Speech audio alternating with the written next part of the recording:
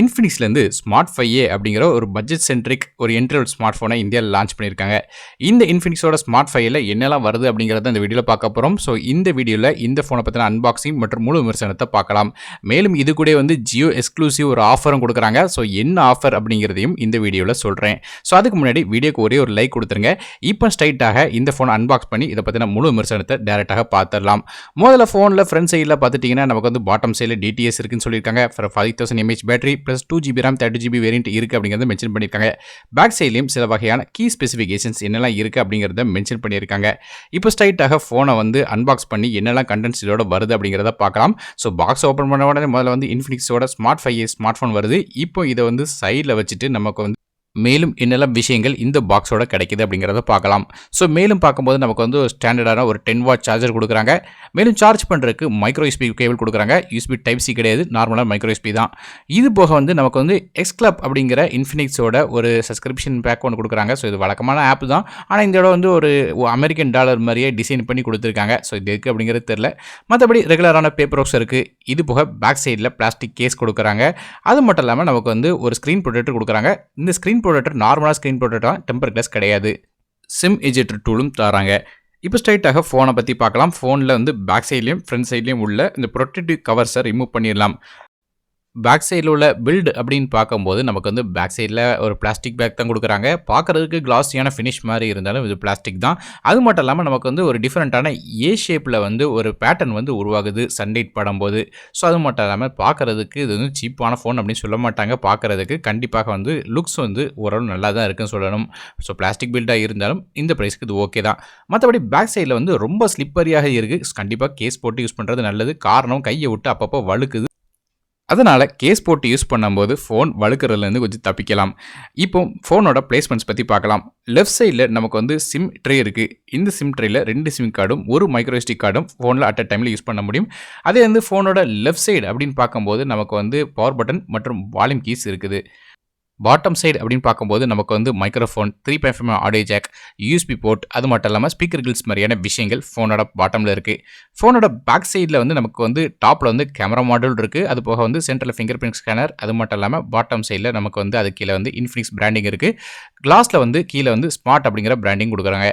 அது மட்டும் இல்லாமல் நமக்கு ஃபோனோட பேக் சைடில் உள்ள ஃபிங்கர் பிரிண்ட் அப்படின்னு பார்க்கும்போது ரொம்ப அக்யூரேட்னு சொல்ல முடியல, ஆனால் அப்பப்போ ஒர்க் ஆகுது. கண்டிப்பாக இந்த ப்ரைஸ் பாயிண்ட்டுக்கு நமக்கு ஃபிங்கர் பிரிண்ட் ஸ்கேனர் கொடுத்துருக்கிற பாசிட்டிவான விஷயம் தான். ஸோ அதனால் ரொம்ப ஃபாஸ்ட்டான ஃபிங்கர் பிரிண்ட் ஸ்கேனர் இல்லைனாலும் ப்ரைஸ் பாயிண்ட்டுக்கு இது கொடுத்துருக்காங்க. இது ஒரு ஃபீச்சராக இருக்குது. அடுத்தபடியாக டிஸ்பிளே பற்றி பார்க்கலாம். ஃப்ரண்ட் சைடில் ஒரு 6.52 இன்ச்சுக்கான HD+ ரெஸ்ட் உள்ள LCD டிஸ்பிளே கொடுக்குறாங்க. 20:9 ஆஸ்பெக்ட் ரேஷியோவில் வருது. 2.5D கர்வ் கிளாஸில் செஞ்சுருக்காங்க. இது ஒரு வாட்டர் ஆப் நாச் டிஸ்பிளேயாக வருது. 500 நிட்ஸ் வரையும் இதோட பிரைட்னஸ் இருக்குது. ஆனால் பிரைட்னஸ் டே டைமில் கூட பார்க்குறதுக்கு நல்லாவே இருக்குன்னு சொல்லணும். இது போக 1200:1 கான்ட்ராஸ்ட் ரேஷியும் இருக்குது. ஸோ டிஸ்பிளே நல்ல ஷார்ப்பான டிஸ்பிளே இல்லைனாலும் இந்த ப்ரைஸ் பாயிண்ட்டுக்கு கண்டிப்பாக இது ஒரு வரவேற்கக்கூடிய டிஸ்பிளே தான். HD+ ரெசல்யூஷன் ஓகே தான் இந்த ப்ரைஸ் பாயிண்ட்டுக்கு. அதே நமக்கு பெர்ஃபார்மன்ஸை பற்றி பார்க்கலாம். இந்த ஃபோனில் மீடியாடெக்கோட ஹீலியோ A20 அப்படிங்கிற ஒரு குவாட் கோர் ப்ராசர் கொடுத்துருக்காங்க. இது 1.8 GHz ரன் ஆகுது. ஸோ பேசிக்காக பார்க்கும்போது நமக்கு இது ரொம்ப ஸ்ட்ராங்கான ப்ராசரில், ஹெவியான ப்ராசரில், ஆனால் நார்மலான ஆப்ஸ் யூஸ் பண்ண முடியும். அது மட்டும் இல்லாமல் நமக்கு ரேம் மற்றும் இன்டர்னல் ஸ்டோரேஜ் அப்படின்னு பார்க்கும்போது இது 2GB RAM with 30GB internal storage அப்படிங்கிற ஒரே ஒரு கான்ஃபிகரேஷனில் வருது. மைக்ரோ எஸ்டி கார்டுக்கான சப்போர்ட் இருக்குது. 2GB RAM எக்ஸ்டெண்ட் பண்ணலாம். இது டெடிகேட்டட் சிம் செட்டாக வருது. ஆனால் 2 சிம் கார்டும் ஒரு மைக்ரோ எஸ்டி கார்டும் ஃபோனில் அட் அ டைமில் யூஸ் பண்ண முடியும். ஸோ ஓவராலாக பெர்ஃபார்மன்ஸ் அப்படின்னு பார்க்கும்போது இதில் முக்கியமான விஷயம் என்னென்னு கேட்டிங்கன்னா ப்ராசர் மாதிரியான விஷயங்கள், அது போக ரேம் இன்டர்னல் ஸ்டோரேஜ் கம்மியாக தெரியும். காரணம் என்ன அப்படின்னு கேட்டிங்கன்னா இந்த ஃபோன் ரெகுலரான ஆண்ட்ராய்டு ஓஎஸில் ரன் ஆகலை. அதுக்கு பதிலாக ஆண்ட்ராய்டோட 11 அதாவது கோ எடிஷனில் ரன் ஆகுது. அதாவது XOX 7.6 இன்டர்ஃபேஸில் ரன் ஆகுது. ஸோ பேசிக்காக பார்க்கும்போது நமக்கு ரொம்ப ஹெவியான ஆப்ஸ் கண்டிப்பாக இந்த ஃபோனில் ரன் ஆக போகிறதில்ல. ஆனால் நார்மலான ஆப்ஸ் ரன் பண்ணுறதுக்கு இந்த ஆண்ட்ராய்டு 11 கோ எடிஷனில் பேசிக்காக நார்மலான ஆப்ஸ், அது மட்டும் இல்லாமல் இந்த ப்ராசரில் மல்டி டாஸ்கிங் மாதிரியான ஓரளவு விஷயங்கள் ஹேண்டில் பண்ண முடியும். ஸோ பேசிக்காக பார்க்கும்போது ஒரு இன்டர்னல் ப்ராசரும் நார்மலான வெர்ஷன் ரேம் கொடுத்துருந்தாலும் நமக்கு ஆண்ட்ராய்டு 11 கோ எடிஷனில் இந்த ஃபோன் ரன் பண்ணுறதுனால நமக்கு ஆப்ஸ் நல்லாவே ஹேண்டில் பண்ணும். காரணம் இந்த ஹார்ட்வேருக்கு இந்த ஓஎஸ் நல்லாவே ஒரு ஆப்டிமைஸ் பண்ணி வச்சுருந்தாங்க சொல்லணும்.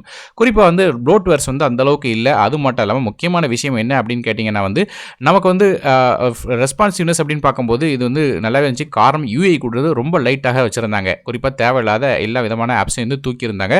ஸோ அதனால் குறிப்பாக இந்த ஆண்ட்ராய்டு 11 கோ எடிஷன் நல்லா ஃபாஸ்ட்டாக ரன் ஆச்சுன்னு சொல்லலாம்.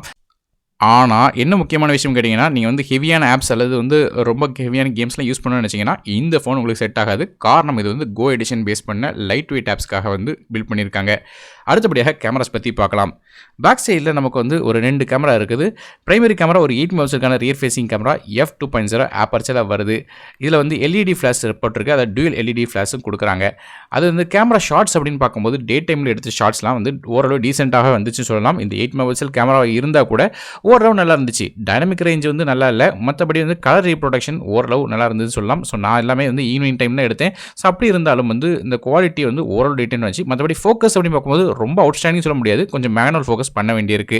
ஸோ நார்மலாக வந்து இந்த பிரைஸ் பாயிண்ட்டுக்கு வந்து பார்க்கும்போது ஓரளவு நல்ல பெர்ஃபார்மன்ஸ் வந்து குடுத்துச்சுன்னு சொல்லலாம்.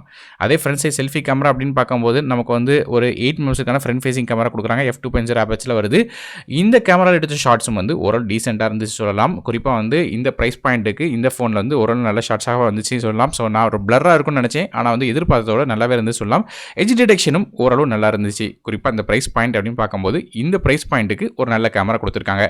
அதே ஃப்ரண்ட் சைட்ல வந்து நமக்கு வந்து டூயல் ஃப்ரண்ட் ஃபேசிங் ஃபிளாஷ் இருக்குது.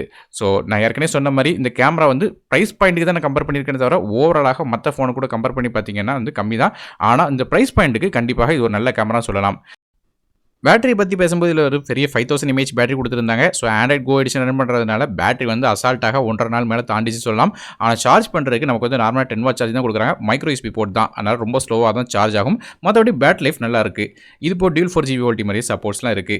மேலும் இந்த ஃபோன்ல முக்கியமான விஷயம் என்னன்னு கேட்டீங்கன்னா, இந்த ஃபோனோட பிரைஸ் வந்து ரூ. 6499 அப்படிங்கிற பிரைசிங்ல தான் வருது.